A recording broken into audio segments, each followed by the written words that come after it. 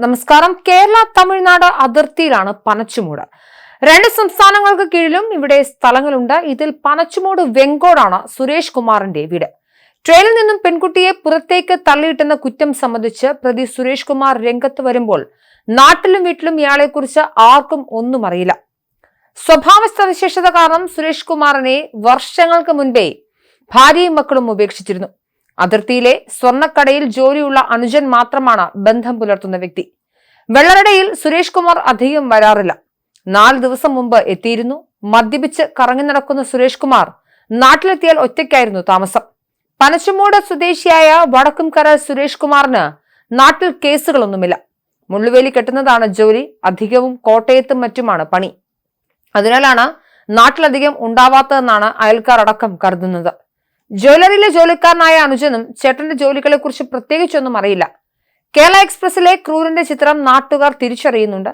മദ്യപാനത്തിന്റെ അക്രമാസക്തനായതിനാലാണ് കുടുംബജീവിതം താളം തെറ്റാൻ കാരണമെന്നും നാട്ടുകാർ പറയുന്നു.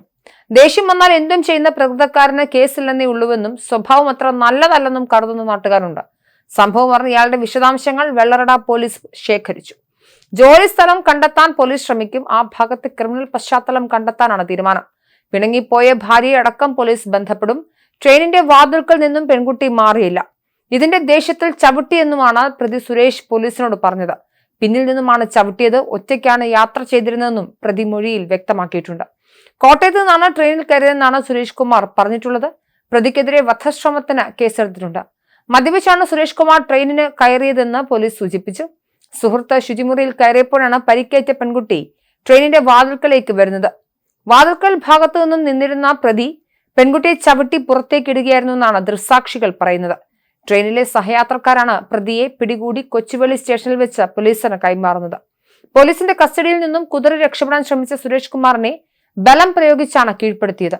ഇതൊക്കെ ചുമ്മാ നമ്പറാണെന്നും പെൺകുട്ടിയെ തനിക്ക് അറിയില്ലെന്നും പ്രതി പോലീസ് പിടികൂടിയപ്പോൾ പറഞ്ഞിരുന്നു.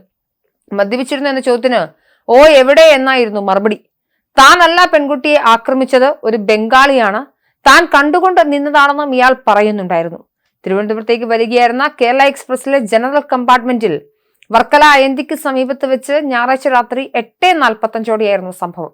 പെൺകുട്ടിയുടെ തലയ്ക്കാണ് സാരമായ പരിക്കേറ്റിട്ടുള്ളത്. തിരുവനന്തപുരം റെയിൽവേ പോലീസാണ് സുരേഷ് കുമാറിനെതിരെ FIR രജിസ്റ്റർ ചെയ്തത്. സാക്ഷിമൊഴിയുടെ അടിസ്ഥാനത്തിലാണ് FIR രജിസ്റ്റർ ചെയ്തതെന്നും അന്വേഷണത്തിനും ചോദ്യം ചെയ്യലിനും ശേഷം പ്രതിക്കെതിരെ കൂടുതൽ വകുപ്പുകൾ ചേർക്കുമെന്നും പോലീസ് അറിയിച്ചു.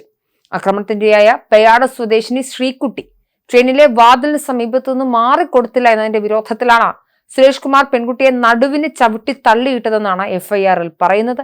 ഞായറാഴ്ച രാത്രി 8 മണിയോടെ തിരുവനന്തപുരത്തേക്ക് വരികയായിരുന്ന കേരള എക്സ്പ്രസിന്റെ SLR കോച്ചിൽ വർക്കല സ്റ്റേഷൻ കഴിഞ്ഞപ്പോഴായിരുന്നു നാടിനെ ഞെട്ടിച്ച സംഭവം.